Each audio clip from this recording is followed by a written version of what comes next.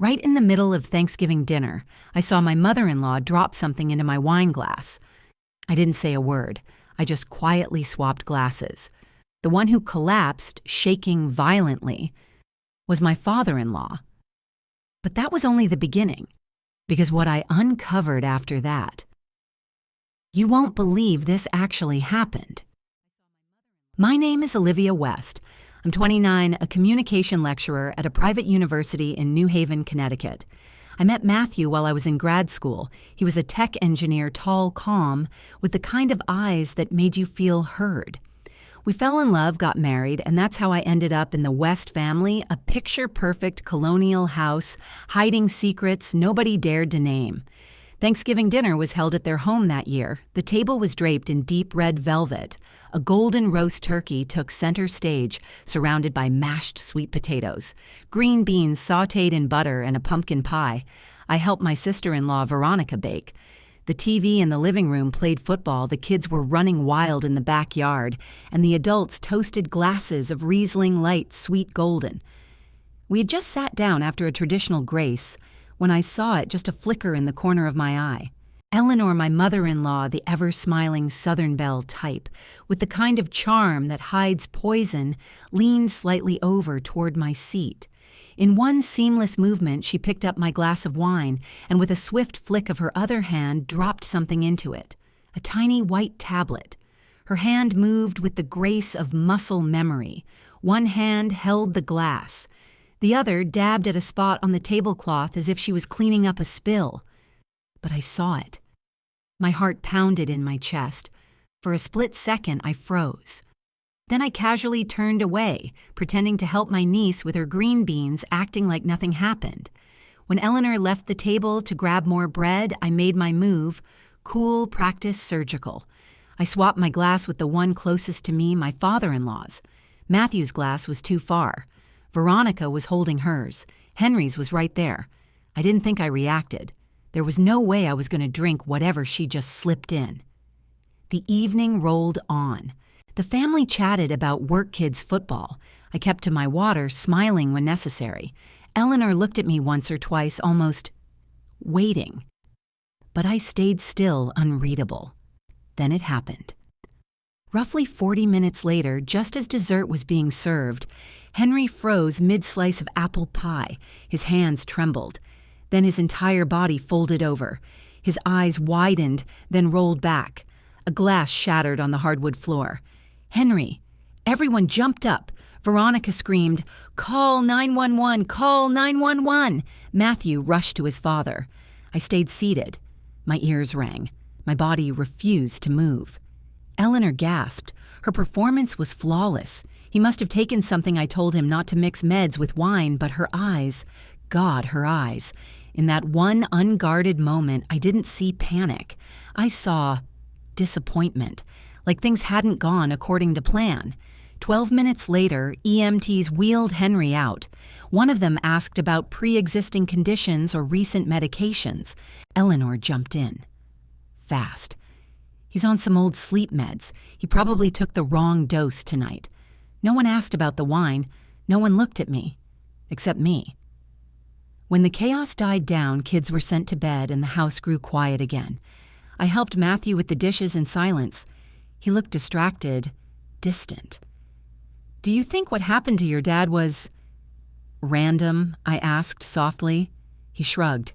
"He's stressed, getting older. Mom said he hasn't been sleeping well." I didn't respond. But inside, I was screaming.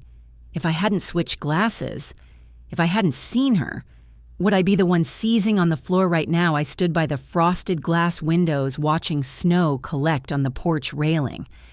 Behind me, Matthew sighed deeply. "Try not to overthink this, Liv," he muttered. "Don't turn it into something it's not." I wanted to scream. I wanted to throw the wine glass in my hand and demand why no one saw what I saw. But I didn't, because I realized something more dangerous than the pill in my glass. Eleanor wasn't just trying to poison me. She was testing me, seeing what she could get away with. And I passed her test. Barely. From that night on, I knew I wasn't just a daughter-in-law in that house. I was prey and the predator. She smiled at me over turkey and stuffing and waited for the next move. The tension didn't fade after Thanksgiving, it thickened, like smoke that clings to your clothes even after the fire is out. The house, the family, Matthew, all of it carried a different weight now, something unspoken but sharp, and Eleanor. She wasn't even trying to hide it anymore. Matthew was quieter, distant. He worked late, more often claimed he had extra hours at the office. When he was home, he barely looked up from his laptop. Every time I brought up his father's health or Eleanor's behavior, he brushed it off. She's just stressed, he'd say. You're overthinking things again. I stopped talking. I started observing. A week after the incident, Eleanor threw a small birthday dinner for Veronica at their house. Just close family. I wore a black velvet cocktail dress fitted elegant with a plunging neckline that hugged my frame, not inappropriate, but definitely a departure from the button-up cardigans she preferred on me. When I walked down the stairs, Eleanor froze at the kitchen counter. Her eyes traveled slowly from my collarbone to my waist to the high slit that revealed just enough thigh. She smiled, but her eyes didn't. "Oh, Olivia," she drawled, voice soaked in honey. Bold choice. I'm sure every man at the table will be thrilled. A beat passed. Matthew looked up from his phone, glanced at me, then returned to his screen. Veronica giggled. I smiled back. You always said a woman should turn heads when she walks into a room, didn't you? Her lips tightened. During dinner, Eleanor poked 3 times, lightly, sharply, and with surgical precision. First about my job. So you teach Gen Z how to go viral on TikTok. That's noble. Then my appearance. Oh, curls, very academic. Natural, isn't it? Finally about Matthew, calling your husband babe in front of everyone. How modern. Each comment landed like a paper cut. Small but stinging. I sipped my wine and didn't flinch. Matthew said nothing. Veronica laughed. Henry barely spoke. After dinner, I offered to help wash dishes, knowing Eleanor would be there alone. I stood beside her in the dim kitchen, the hum of the dishwasher a low drone between us. You seem unusually interested in what I wear, Eleanor, I said, drying a plate. Worried I'm stealing the spotlight. She didn't look at me, just wiped a wine glass slowly, methodically. I care about the image my family projects. Subtlety used to be a virtue. I smirked. So was sanity. Her grip tightened on the glass. Her voice, when it came, was low and venomous. You think you're clever, don't you? I don't think I replied. I observe. Like how you watch Matthew a little too closely. Like how your hands shake when you're not in control. She snapped her gaze toward me. And for a moment, just one, I saw it. A crack. Not rage, not guilt. Fear. I stepped closer. What exactly are you afraid of, Eleanor? I whispered. That I might take your son away from you. She scoffed. You only have what you have because you married him. I didn't blink. And what do you have besides a house full of secrets and a husband you drug into silence? Her face paled. We stood inches apart, a silent war waging between generations of womanhood, hers rooted in control and facade, mine in truth and confrontation. The party ended shortly after. Matthew didn't speak to me on the drive home. I didn't push it. The air in the car was colder than the New England night outside. He didn't ask what Eleanor and I talked about. Maybe he didn't want to know, but I knew this much: she was slipping. And I was no longer the polite daughter-in-law playing by her rules. I remembered the first time I met her, the way she sized me up, turned to Matthew and said, right in front of me, she's smart, but not the kind that knows how to keep a home warm. Warmth. She didn't want warmth. She wanted submission. Too bad for her, I'm fire and I had just begun to burn. 3 days after Veronica's birthday dinner, I got a call from Yale New Haven Hospital. Henry, my father-in-law, had been rushed in again. Another seizure. This time worse. By the time I arrived, he was already in the ICU. Tubes everywhere. Pale and conscious. His face, once stern and quietly commanding, now looked like a shell barely clinging to life. Machines beeped in rhythm like a countdown to something I hadn't yet named. Eleanor was there, sitting primly by his bedside hand, lightly resting over his. But the second she saw me, the sadness in her eyes vanished. She stood up, gave me a tight nod, and walked out to make a call. I waited until she was gone before checking the small bag by Henry's bed, his wallet, phone, and a pill bottle. Lorazepam. High dose. I nearly dropped it. Lorazepam. A powerful benzodiazepine. If misused, it could easily trigger seizures, especially in someone Henry's age. My stomach turned. This wasn't a coincidence. This wasn't stress. This wasn't just old age. As I turned the bottle in my hand, Eleanor reappeared in the doorway. Her eyes dropped to what I was holding. Her voice was ice. "I didn't realize you'd stoop to rummaging through a sick man's things." I met her gaze. "I didn't realize you'd stoop to poisoning your husband." Her smile was small, sharp. "He's had that prescription for months. You're reading too much into this. I'll ask his doctor." She took 2 steps forward, close enough that I could smell her perfume, Chanel No. 5, rich and choking. "You should be careful, Olivia," she whispered. "Families don't like women who stir trouble." "I'm not stirring trouble," I replied. "I'm revealing it." That night, I didn't sleep. Matthew came home late again. Same oil-stained jacket, same vague excuses. He told me Henry was doing better, that Mom's really stepping up to care for him. I almost laughed. "Do you think it's normal?" I asked, watching his face. 2 seizures in less than a month. After wine. After her, he looked at me like I was speaking another language. "You're turning this into something it's not." "No," I said, "you're refusing to see what it is." He didn't argue. Just went to bed. I stayed up researching. Articles, forums, medical journals, every piece I read tightened the noose around my throat. High doses of lorazepam mixed with alcohol in older adults, a recipe for disaster. And someone knew that. But here's what shook me. Maybe the drugged wine wasn't meant for me at all.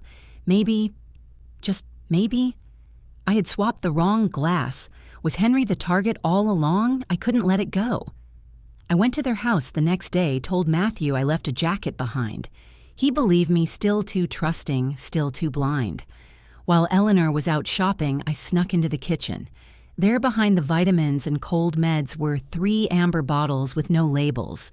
No prescriptions, no instructions, just loose pills. I took photos, sent them to Gina, an old friend from grad school, now a pharmacist. Her reply came quick. "Those look like high-grade tranquilizers, not safe outside clinical use." My blood ran cold. I was on my way out when I saw Matthew standing in the hallway, arms crossed. He didn't look angry, just tired. "What are you doing?" "I'm trying to survive," I said. He sighed. "By going through my mother's things. By finding the truth." I snapped. He said nothing, just turned and walked away. Another wedge, another crack. But I was done pretending. That night, back in my apartment, I stared at my computer screen for hours. Then almost on instinct, I opened a file I'd nearly forgotten, my audio recorder app. I'd left it running that Thanksgiving night. Not intentionally, just out of unease, I hit play. Most of it was harmless, clinking silverware laughter, the kids shouting over football. Then, a whisper. So faint I had to rewind and play it 3 times. Eleanor's voice. "Hope this dose is enough. Henry, you won't feel a thing." I froze. No more guessing. No more maybe. This wasn't suspicion anymore. It was evidence. But something didn't add up. Why would she want him gone? Was it for control? For money? Or was there someone else? A bigger question gnawed at me. If Henry was the first step, who was next? And so I made a decision. I didn't need speculation. I needed a camera. I installed the camera the way a soldier lays a trap, deliberate, hidden, and absolutely silent. It was disguised as a spice jar on the highest kitchen shelf, angled just right to catch everything. The sink, the medicine cabinet, the wine rack, and the hallway that led down to the bedrooms. It synced directly to my laptop, feeding a live view and recording every movement. I tested it 3 times. It was flawless. Why the kitchen? Because that's where it had all started. The wine, the pills, the whispers. 3 nights went by. Nothing. Eleanor moved around the kitchen in her usual routines, brewing chamomile tea, organizing the cutlery drawer, wiping down counters with unnecessary precision. She wore a cream robe, her hair tied back her footsteps soft like a ghost from a forgotten era. It was all too perfect, too rehearsed. I started questioning myself. Maybe I was paranoid. Maybe the trauma of that Thanksgiving night had warped my judgment. Maybe I wanted to believe she was the villain because the alternative that my own husband was too blind to protect me was more terrifying. But then came night 4. Just after 1 a.m., Eleanor appeared on camera. She wasn't wearing her cream robe. She wore red, a deep, silky, wine-colored robe, lace-trimmed, form-fitting, slipping off one shoulder like it had been choreographed. Her hair wasn't pinned up. It fell loose around her collarbone. She wasn't carrying tea. No pills. Nothing. She didn't stop in the kitchen. She passed through it, gliding toward the hallway, toward Matthew's room. I leaned closer to the screen, breath held tight in my chest. At 1:06 a.m., she paused at his door. She didn't knock. She just pushed it open and walked in. The door clicked shut behind her. I sat frozen in my dark bedroom, staring at that last frame, her hand on the knob, one bare foot visible the silk of her robe, shimmering in the dim light, like blood. I waited. 10 minutes, then 20. At 1:40 a.m., the door opened. She stepped out, barefoot, hair tousled, the robe slightly slipping from her left shoulder, and God help me, a smear of red lipstick on her collarbone. I slammed my laptop shut, stomach twisting, the bile rising in my throat. I wasn't sure if I was going to cry, scream, or throw up. This wasn't maternal. This wasn't grief. This wasn't some sick power play between in-laws. This was something else, something deeper, rotten. I needed air. I needed answers. I needed the truth, even if it burned. The next morning, I returned to the West House with a fake smile and a peace-offering cake. Eleanor was out at the store. I told Henry I was grabbing something I forgot last week. I wasn't looking for a forgotten scarf. I was looking for a reason. I went into Matthew's old room, drawers, closet, under the bed, and then I found it. A black wooden box tucked in the back of the bottom drawer, dusty, locked with a simple latch, inside letters, dozens of them, written in the same handwriting, delicate looping, unmistakably Eleanor's. I read 1, then 2, then 10, and each one chilled me more than the last. They won't understand us. You'll always belong to me. There's a bond we share that no wife, no woman can ever break. I dropped the letter. My fingertips burned from touching it.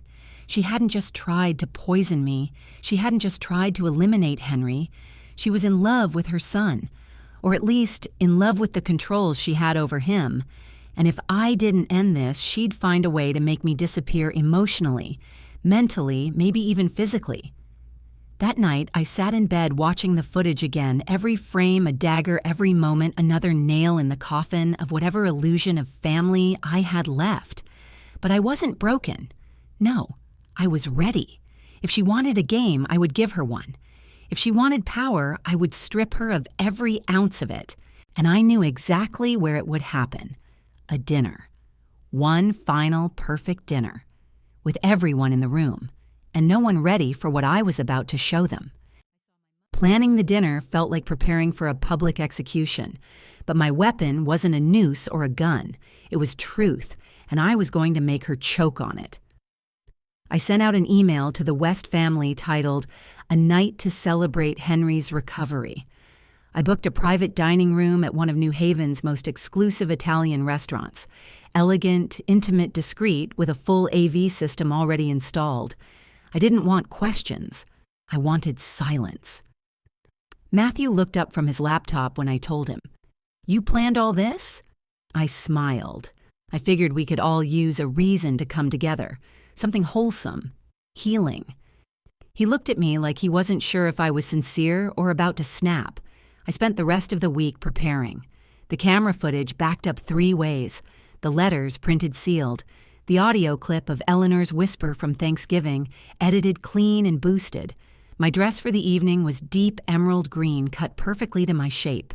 It hugged every curve low in the back, a neckline that whispered danger without screaming for attention.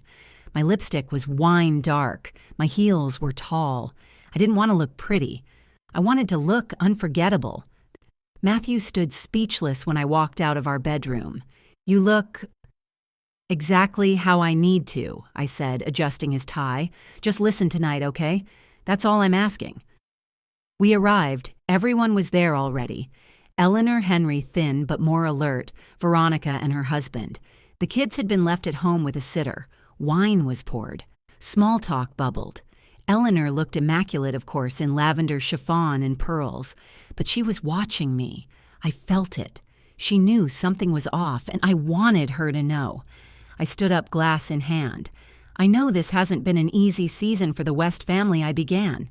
But tonight we celebrate recovery, resilience, and the truth. Eleanor's brows twitched. Before she could speak, I picked up the remote. Before dinner, I thought I'd share a short video, just a little something I put together to remind us what family really means. I pressed play. The screen on the far wall came to life. It started slow Eleanor late at night in the kitchen, pulling a white pill from an unmarked bottle, dropping it into a glass. There were murmurs. Veronica leaned forward. Eleanor smiled tight false. That was months ago old footage I hit fast forward. 1:06 a.m. Eleanor in that red silk robe walking into Matthew's room. Gasps. Veronica whispered, "Oh my God." Henry didn't move, didn't blink. 1:40 a.m. Eleanor exits, barefoot, disheveled, lipstick smeared on her collarbone. The room froze. Eleanor stood up, trembling.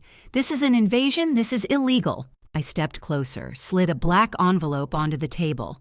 "I found these in Matthew's old room, in your handwriting." She snatched them up, flipped through, eyes wide with panic.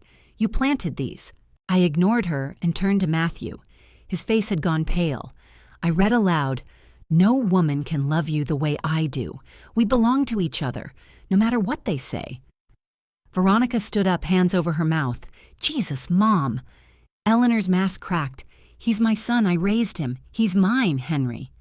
Finally spoke voice barely above a whisper. I knew. Everyone turned to him. I knew he repeated. I just didn't want to face it. Eleanor whipped toward him. "You knew, and you let her do this to me." He shook his head. "You did this to yourself." And then the door opened. 2 officers stepped inside. I had sent everything to the police days earlier, video, audio, the letters. They were just waiting for the moment. I'd given them the address. The time. Eleanor West. "One officer said you're under investigation for attempted poisoning, unlawful surveillance, and psychological abuse," Eleanor shrieked. "This is her doing. She's manipulating you." "I'm not manipulating," I said calmly. "I'm surviving." They cuffed her. She thrashed lipstick-smeared hair falling from her perfect chignon. Veronica sobbed. Henry looked at his hands. Matthew just stared at me. "I told you," I said, my voice cold. "All I wanted was for you to listen." And now the whole room was listening, every last one of them. They led Eleanor out in handcuffs, screaming, her voice breaking in that high hysterical register that only truly guilty people seem capable of. She shouted about betrayal and justice, how this little whore came into my family and poisoned everything. No one said a word. Not Veronica, who stood frozen next to her husband. Not Henry, who kept staring at the floor like he could fall through it. Not Matthew, and especially not me. The door shut behind her, and with it, decades of manipulation control and buried secrets finally slammed shut with a metallic click. The silence that followed was worse than the screaming. Veronica excused herself to the restroom, eyes red. Henry sighed like he'd aged another 10 years in the last 10 minutes. Matthew stood behind me still as stone. I turned to leave. Matthew followed. Outside, under the soft glow of the restaurant's garden lights, he caught my arm. "Olivia, wait." I turned slowly, meeting his eyes. What he looked, hollow, shattered. Not angry, not even shocked, just lost. "You planned all of that," he said. "The footage, the evidence, the police, yes. And you did it without telling me." I gave a bitter laugh. "Would you have believed me if I had?" He didn't answer.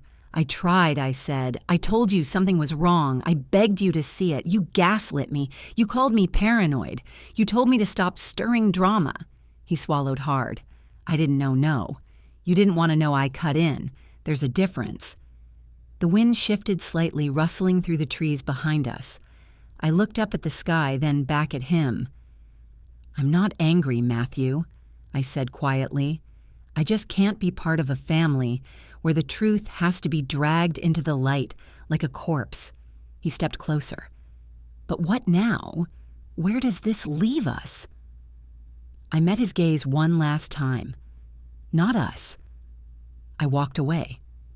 3 months later, Eleanor was formally indicted on multiple charges: attempted poisoning, unlawful possession of controlled substances, and psychological abuse. The court proceedings revealed more than I expected: years of covert control over Henry, manipulating his health finances, even who he spoke to.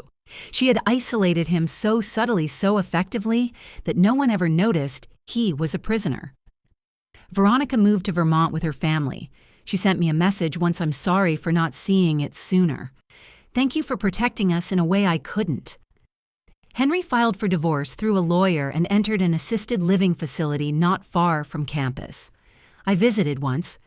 He didn't say much, just held my hand and whispered, "Thank you for saving my son." Matthew moved out of our shared home. He never tried to come back. I think part of him is still trying to piece together what was real and what was just. Eleanor's voice in his head. And me, I stayed in New Haven. I poured everything into my work. I created a new elective course: Power, Silence, and Exposure, Modern Family Dynamics. It became so popular we had to cap enrollment. I spoke less about what happened, but I didn't avoid it. I didn't have to. Everyone could see it in my eyes. I wasn't a victim. I was a survivor. And not because I fought harder, but because I refused to let the silence win. One night, months later, Matthew showed up at one of my lectures. He waited until everyone left. He asked if we could talk. I let him sit. "I just wanted to say, I'm sorry," he said, "for not standing up for you, for not seeing her for what she was." I nodded. "I know. I didn't protect you." "No," I agreed, "but I protected myself, and that was enough." He left that night without asking for more. Now I live in a small apartment overlooking Long Wharf. Quiet, clean, mine. I still drink Riesling sometimes, but only from bottles I open myself. And every time I take a sip, I remind myself truth doesn't knock. It kicks the door in. It ruins dinner parties. And sometimes it saves lives. I don't need Eleanor's forgiveness. I don't need closure. I don't even need anyone to call me brave. I just need this peace, because after all that fire, I walked out alive.